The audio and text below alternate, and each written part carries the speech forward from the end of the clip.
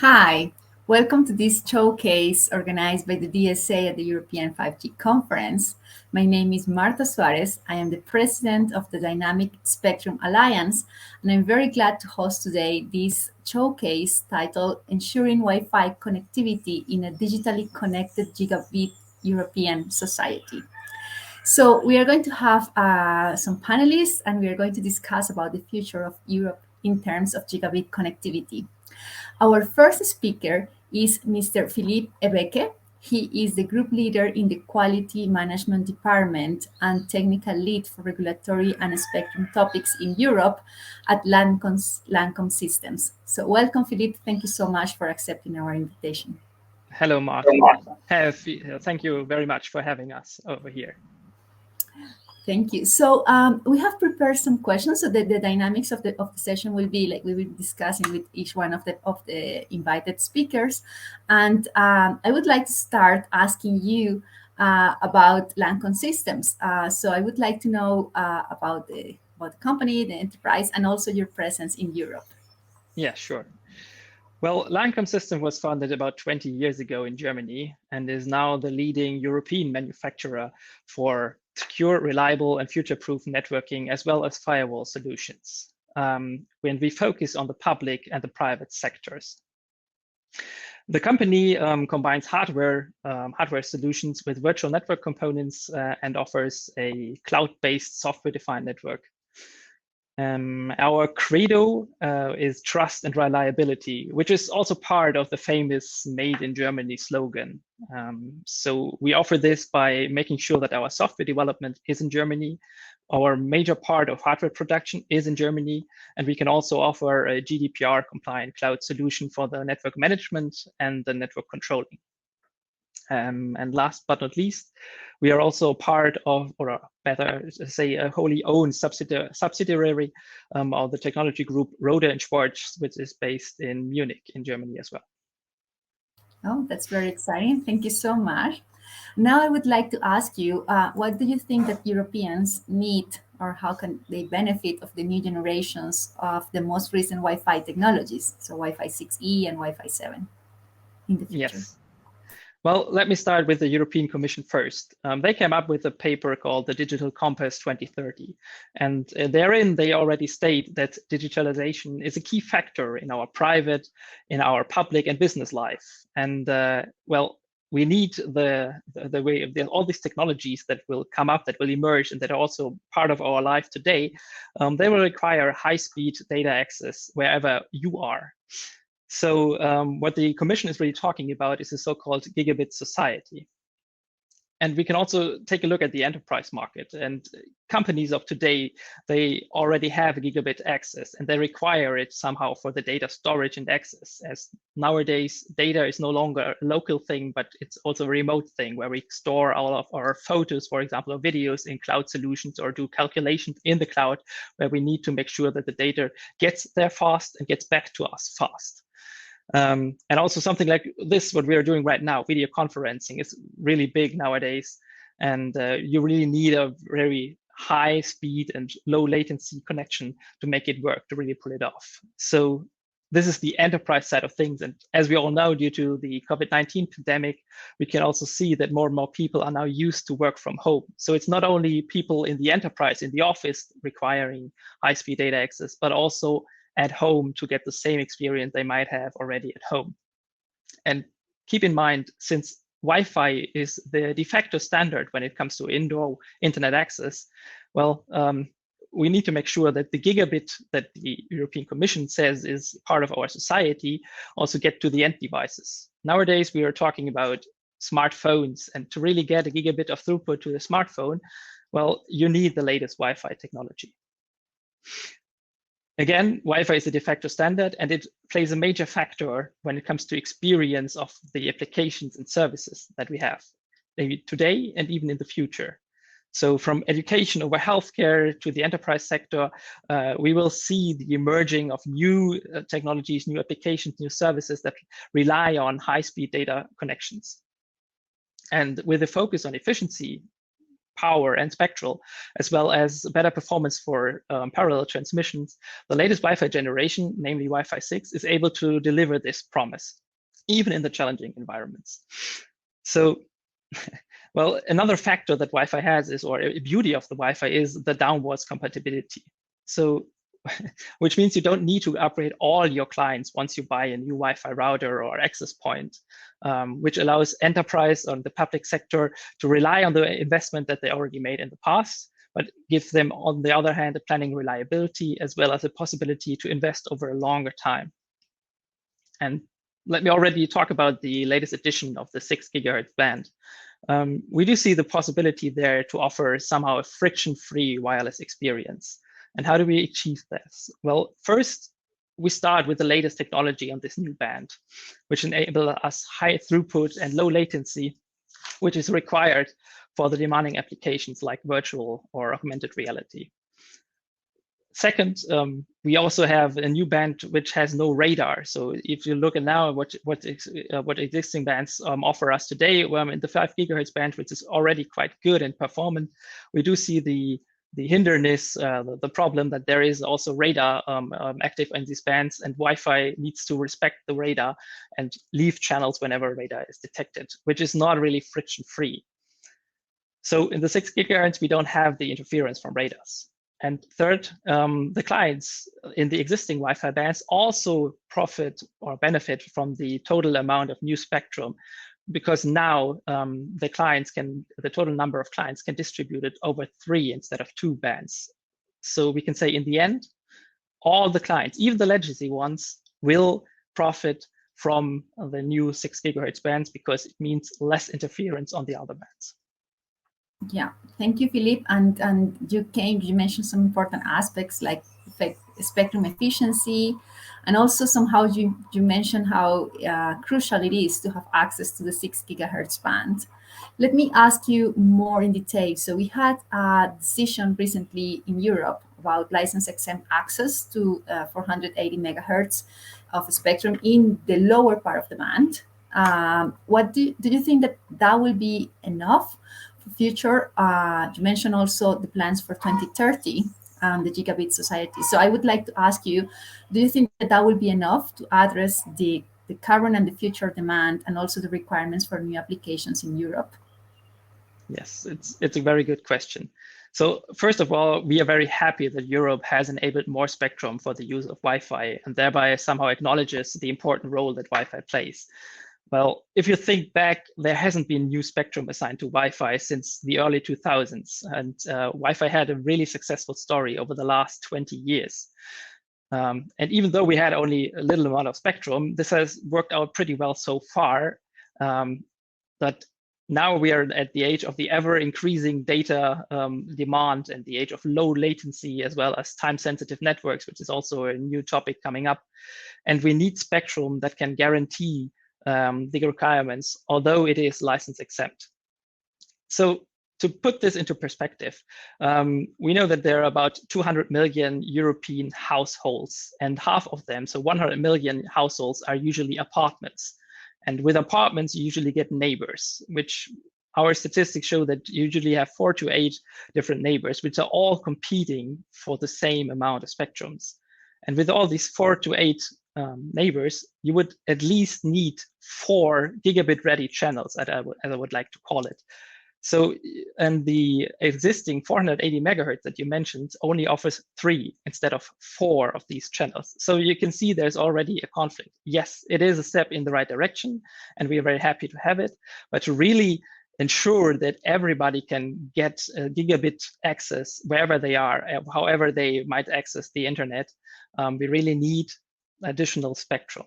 And that's also why other countries in America, in Arabia, and even Australia or Japan are considering or already have allowed the access for license exempt in the full 6 gigahertz bands, which means a total of 1,200 megahertz of spectrum. So in case, if you look at Europe, we would also like to offer the same user experience that the people in those countries can have, and get also access to the so-called, well, upper 6 gigahertz band, or the last 700 megahertz are still left open. Thank you. And indeed, that will be important also for the targets, because there is one of the targets for 2030 is to provide 1 gigabit per second per household. And if we really want to have that capacity without any bottlenecks, we will need additional capacity for Wi-Fi networks. That's right. So thank you very much. I don't know if you have any final remarks or any final message to the authorities in Europe. It could be regulators, authorities, or also European Commission, Parliament. Are there any final words you would like to address to them? Yes, sure. Let me try to keep it short. Again, first of all, thank you very much to open up the 6 gigahertz band in Europe, which is really crucial to get to the aim of the gigabit society. And as I've spoken before, we did a step in the right direction. And if you look at the European process, we are very confident that all the studies that we already did when it comes to competing, or not competing, but be compliant with other technologies that are already in the 6 gigahertz band, we are really hopeful and very confident that even in the upper 6 gigahertz band, Wi-Fi can be allowed. So please be ensured that we are very keen on having the other 6 gigahertz band, and we are really looking forward to it to enable the so-called gigabit society for everyone in Europe. Okay, so thank you very much, Philippe, and thank you for accepting to join us in this session. It was a pleasure. Thank you, Martha. Bye-bye.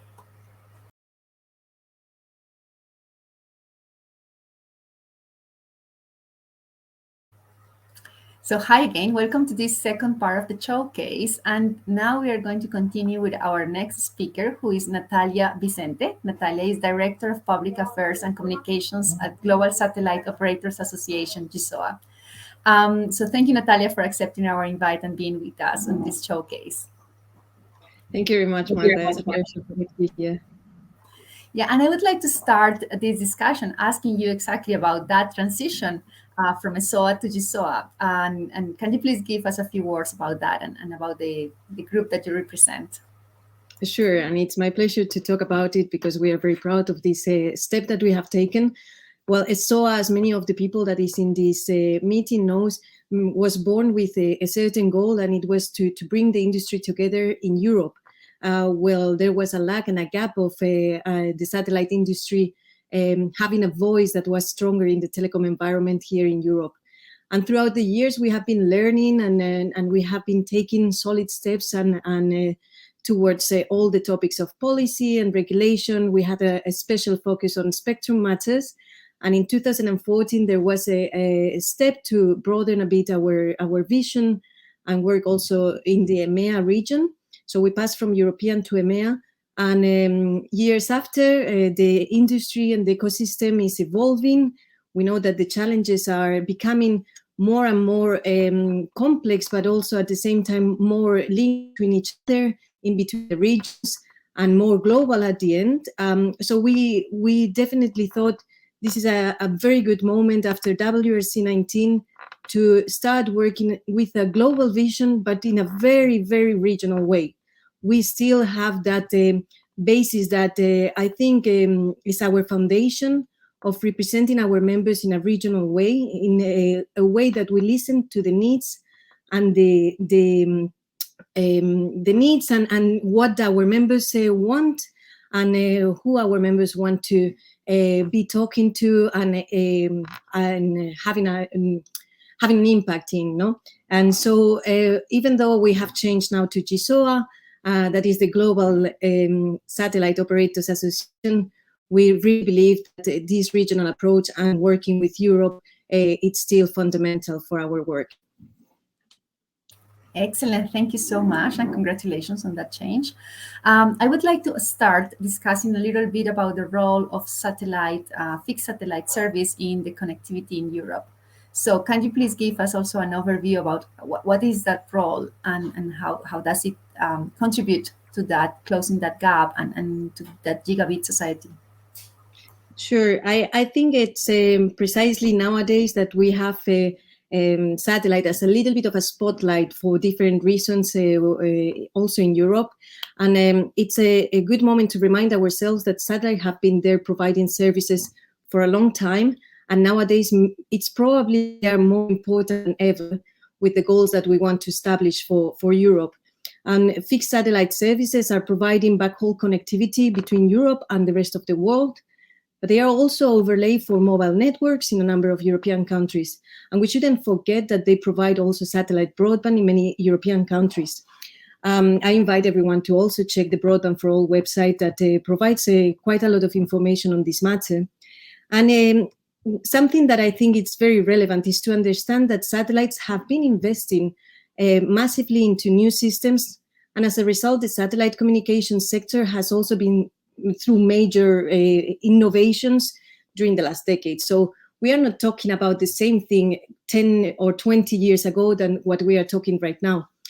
There's very high throughput satellites in operation with coverage in the European Union. They are able to provide speeds up to 100 megabit per second. And so this is important to note because they are already there. So it's not future systems or future services, but also it is important to understand that we rely more than ever on them, as we saw during the pandemic, for example, in which there was a 70% increase in some regions of use of satellite broadband, but also the TV broadcasting for education. Maybe it's not necessarily in Europe only, but in other regions that can be duplicated or learned from.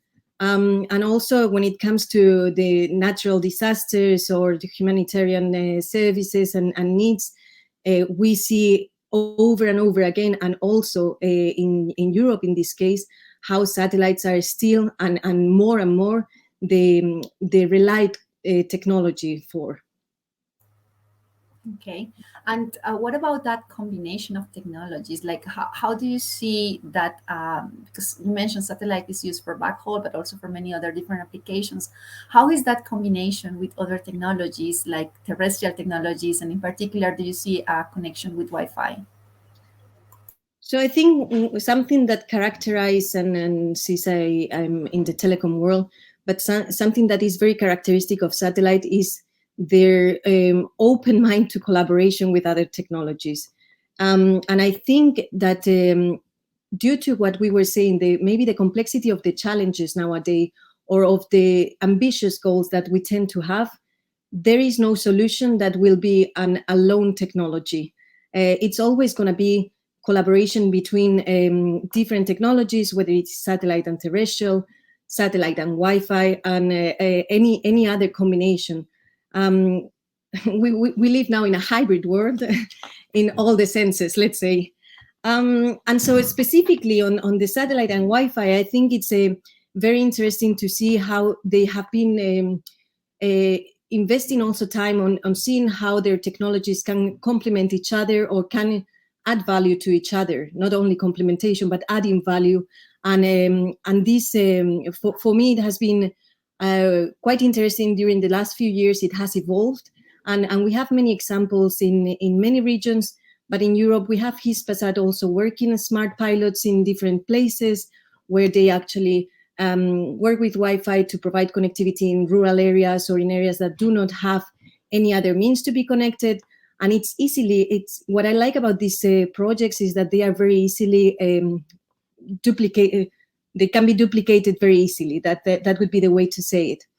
There's also other projects with companies to provide connectivity in agricultural regions, so that they can work in a more cost-effective, but also in a more production-wise, more sustainable for the companies, and to be able to manage it better.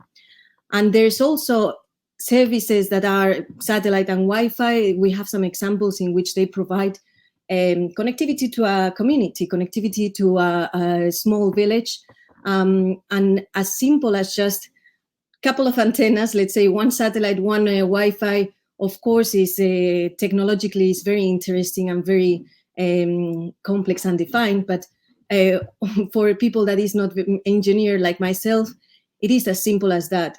Couple of antennas and you can provide connectivity to a community. And I think when we see these examples is when we need to take a step back and realize that no one connectivity is going to achieve the connectivity everywhere or the connectivity for everyone. And we really need to think about what everyone or what every technology needs before making any decision that can hamper or that can jeopardize the future of connectivity. Excellent, Natalia. Thank you so much for sharing those experiences and those type of projects that that your associates are working on. That's very interesting. And I like what you mentioned about Europe. It's important to remember that Europe has also a very important character of agriculture and many villages. So that's also important to keep in mind. Now let's focus a little bit on spectrum. So there is a very interesting discussion about the future of the 6 gigahertz band. And as you know very well, Europe decided to enable license XM access to 480 megahertz of spectrum in the lower part of the band. So now the discussion is about the upper part of the band. There are studies for a possible WRC23 for a possible IMT identification. And I would like to ask you, do you think it would be, what would be your perspective from GSOA in terms of about the future of the band? And would you think that it would be possible if Europe would decide to extend the same rules that were decided for the lower part of the band to the upper part of the band? Do you think that there could be a coexistence with the incumbent services that are the fixed satellite services in the band? Thank you, Marta, for that question. Actually, it's very interesting. And I think it links with what we were saying before. We need to make sure that the needs for every technology are thought before making any decisions. And we need to consider what everyone in the room needs for deploying their services and activities. In the case of the 6 gigahertz, as you say, the lower band, it's already allocated for the Wi-Fi services, and it's proven that it works and it coexists perfectly with satellite. We know for a fact that the studies show that IMT in the higher band together with satellite will not work because it creates interferences that will jeopardize the services that satellite are providing, and therefore it would not be a possibility for the incumbent services that is satellite. In the case of Wi-Fi, what we can imply from the studies of the lower band is that it can work same way in the higher band.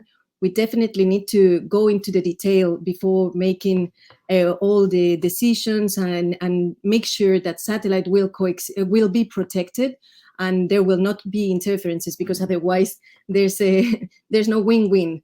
Of course, the idea of coexistence needs to work for both parts.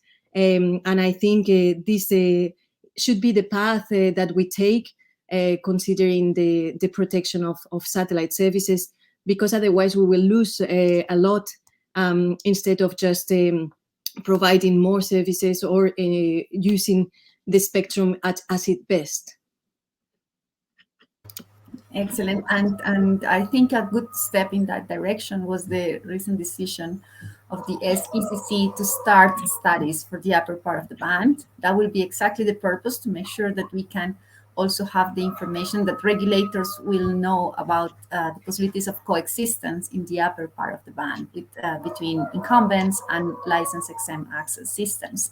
So that is perfectly in that direction. And also as DSA industry, we are very conscious about protecting the incumbents. That's exactly the purpose of having the win-win situation that you just mentioned, Natalia.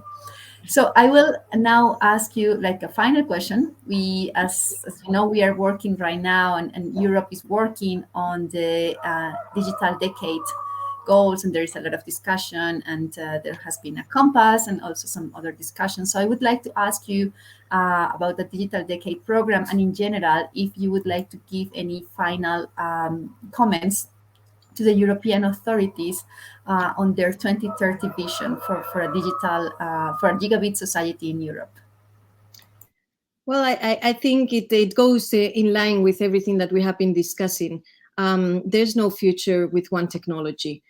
We need to consider satellite and Wi-Fi when we think about any goals or any pledges or the future of the digital ecosystem itself, together with terrestrial technology. So it should not be a biased approach in any case. And I think if we do so, we are going to miss the big opportunity that we have ahead of us. I think the technology is there. The stakeholders are there now, ready to precisely do it maybe better than we have been doing it, or maybe having learned lessons during the last few years. Clearly, we cannot have priorities of speed when we don't have a full coverage. We need to also think very much, what do we want to achieve before 2030 or till 2030? And we need the Europeans to feel that everyone is being taken care of. It's not just about the cities, but it's also about the suburban areas, the rural areas, and we need to avoid creating a bigger digital divide. Therefore, we need to support, or we need to the legislation and the regulatory and policy pieces to support this collaboration of other technologies, include them. That is not being technology neutral. It's being inclusive of technologies. That is the difference in mindset that we need to get, and this way represent also what is happening in the technical world. When we talk about 3GPP and the integration of terrestrial and non-terrestrial networks, when we talk about all the projects that are happening between the membership of GSOA with the Wi-Fi, with terrestrial, we cannot overlook that when we try to guide member states in what are the next steps to achieve the goals of connectivity. So I think it is important that we think in a more inclusive way and in a more holistic way about all the solutions, and increase the embracing of technologies and collaboration such as Wi-Fi and satellite as part of the ecosystem, and not in a biased or in a separate way. That would be what we want for the future of connectivity from our side. Okay, thank you so much, Natalia. It was great to have you here and to have this discussion. And thank you so much.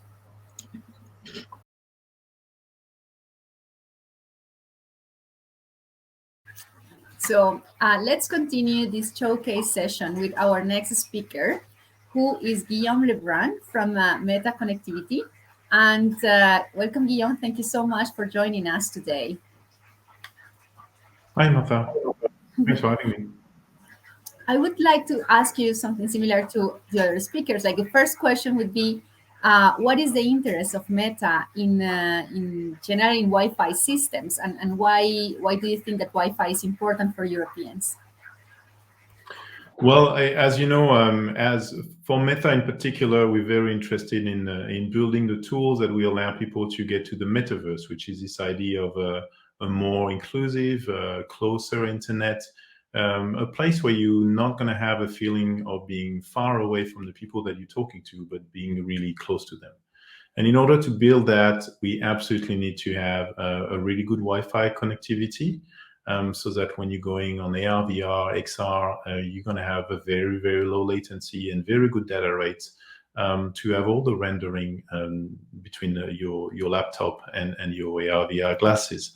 So it's absolutely critical for the Metaverse and for AR, VR, for haptic internet, to have this fantastic Wi-Fi connectivity, especially when you know that all of this application most of the time happen inside the home, and that's where people use Wi-Fi with predilection.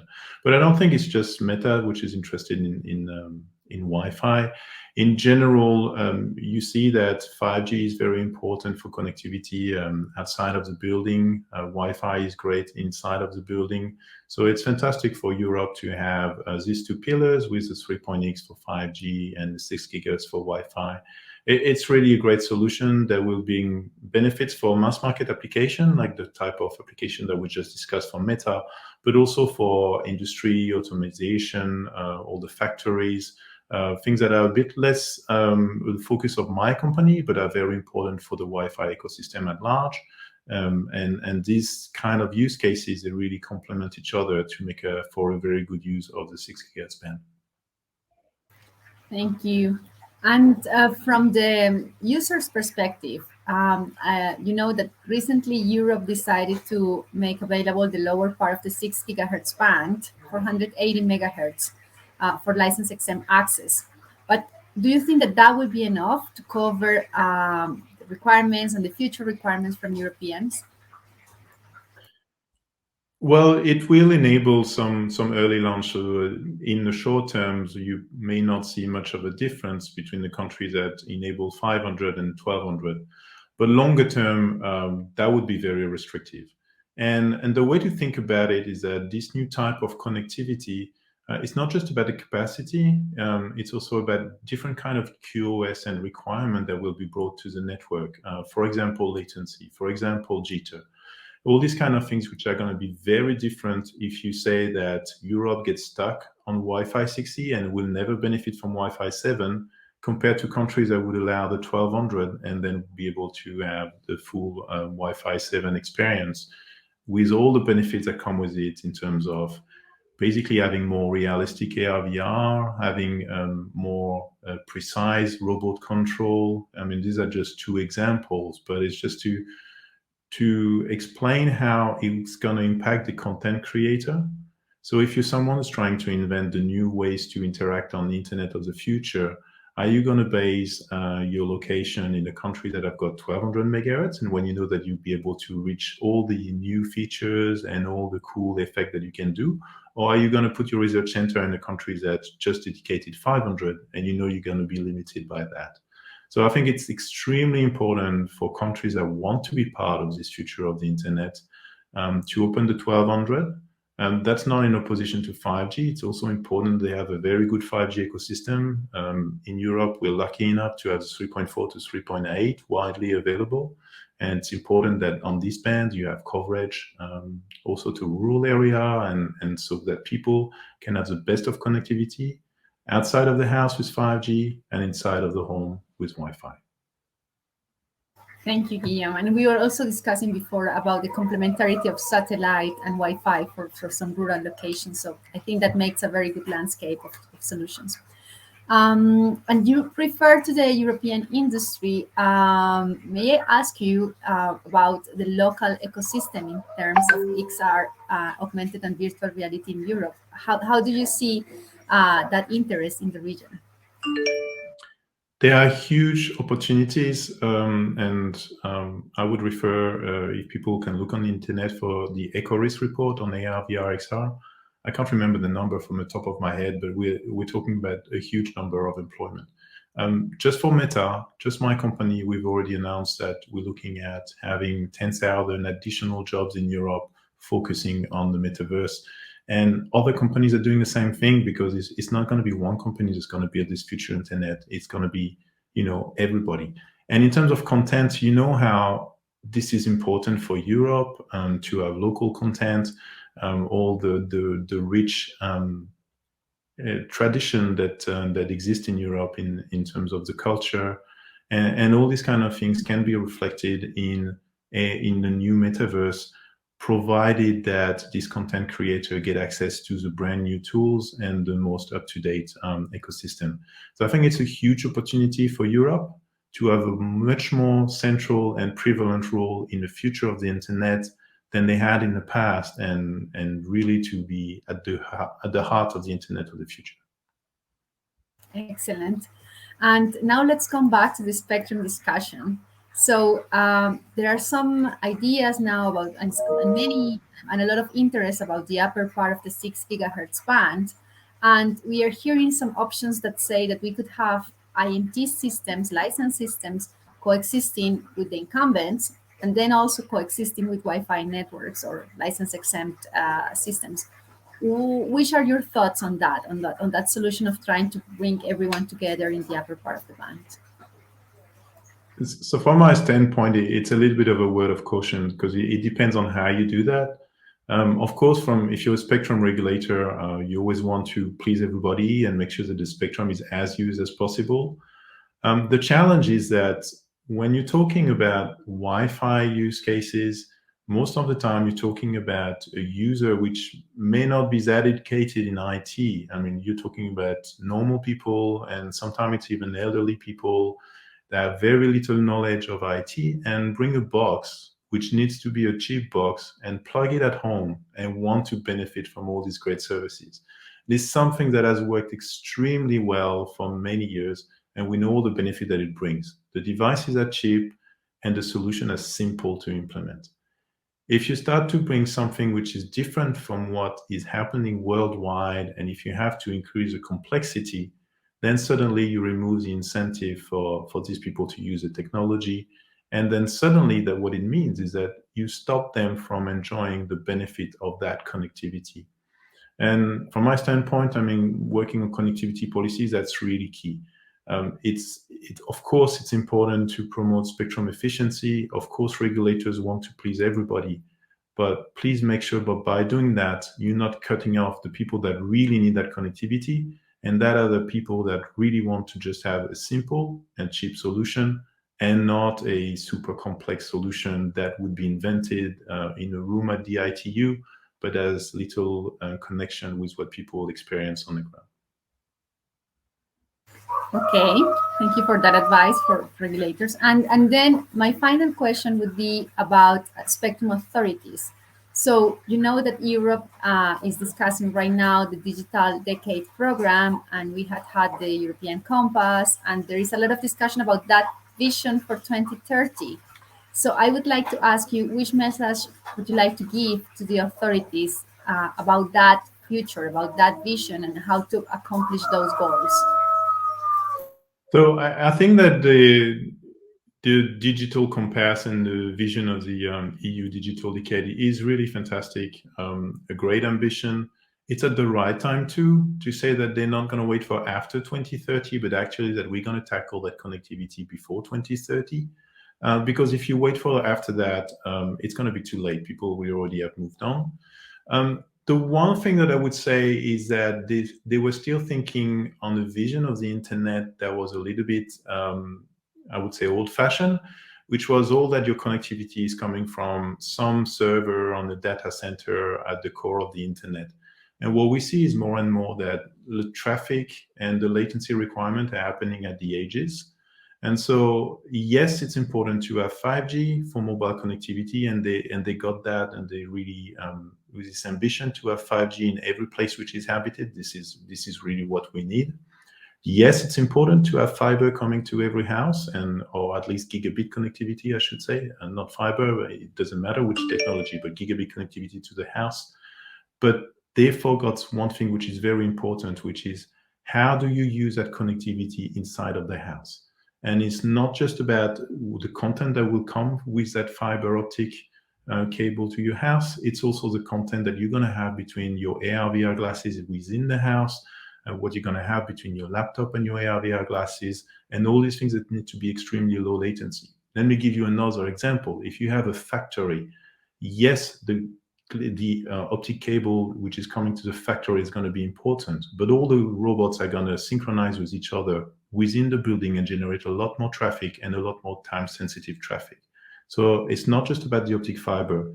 They really need to pay attention to what's happening within the home, and let's remember that it's a wide portion of the internet traffic which is happening within the home. The Wi-Fi traffic is still much larger than anything which is going over mobile network. It's completely normal. It's because people are using their connectivity within the home first, and then a little bit less when they are on the go. That doesn't mean that it's less important to have 5G on the go, but still, they should focus on that. Make sure that all the great investment that they're doing on the optic cable and optic network in Europe will be leveraged by the people. And for people to be able to leverage them, they need to make sure that they have a great connectivity within buildings. So my only advice would be, in a digital decade discussion, make sure that you don't forget what's happening within the building. Sometimes it can be forgotten because it doesn't require investment. The only thing it requires is spectrum decision, and then the industry and the people will take care of it, because once again, we have cheap and easy solution to deploy if we allow to, and if the 1200 megahertz are made available for Wi-Fi 7. Thank you very much, Guillaume, for those comments, and thank you also for accepting to participate in this showcase. So now we are at the end of this showcase session. I would like to thank all the speakers that have kindly accepted to participate, and also all of you that have followed this discussion. We have seen as some, we can say as some final remarks and conclusions, that we have observed that Wi-Fi is important for different sectors. We have seen that there are many applications that still need additional spectrum. We cannot give Wi-Fi for granted. And we have also seen that it's important on the European vision of a gigabit society to take into account different technologies that complement each other. So I hope you will keep that final message, and authorities will also be receptive to the importance of dedicating additional license-exempt spectrum in the upper part of the 6 gigahertz band from 6425 to 7125 megahertz in Europe. That will give Europeans the opportunity to benefit from high-capacity broadband access, from innovation, from new applications, and also to compete in a global landscape where European companies, SMEs, startups, and sectors can really be competitive and provide the services in the best way that citizens need. So thank you very much and have a good rest of the day. Thank you also Global Forum for organizing this event. It was a pleasure to be here. Bye-bye.